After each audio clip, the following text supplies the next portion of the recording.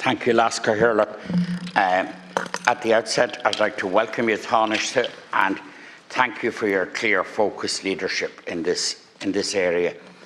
I think at the outset, when you look at a challenge, you look to the built-in resilience that you have to deal with it. And we have the built-in resilience in that we're attractive for investment, given that we have industrial peace, we have an educated workforce, we have, as you referenced, the budget surplus, the full employment and that rainy day fund. So we have all this built-in resilience. We also, Taoiseach, have a history that should encourage us, a recent history.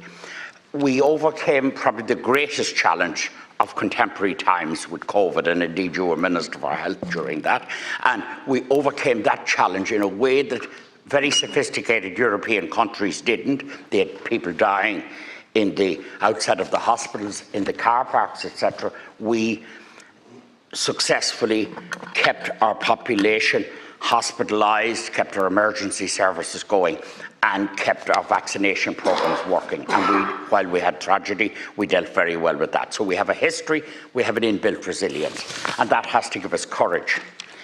I think we should look, in a sense, at the very fact that President Trump and the people around him are inherently transactional, and that he is transactional and prides himself in being so.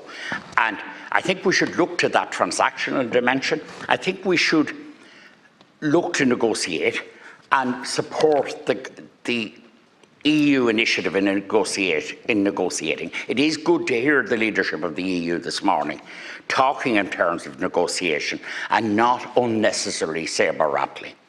There will be internal pressures within the US.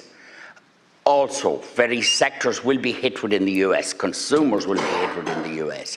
And those internal pressures and the pending midterm elections and sectional interests in America, combined with our negotiations with a cool head, I think can achieve a good outcome.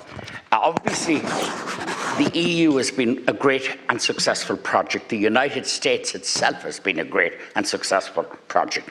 And they are both pivoted on free trade.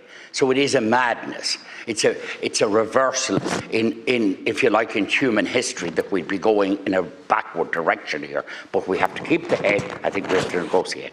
We obviously have to build further resilience here.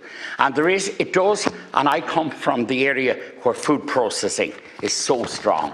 But food processing, the entire agricultural sector, the tourism sector, need to be focused on at this stage. Yeah. And thank you, Lasker Hirla. We'll leave it at that for the next one.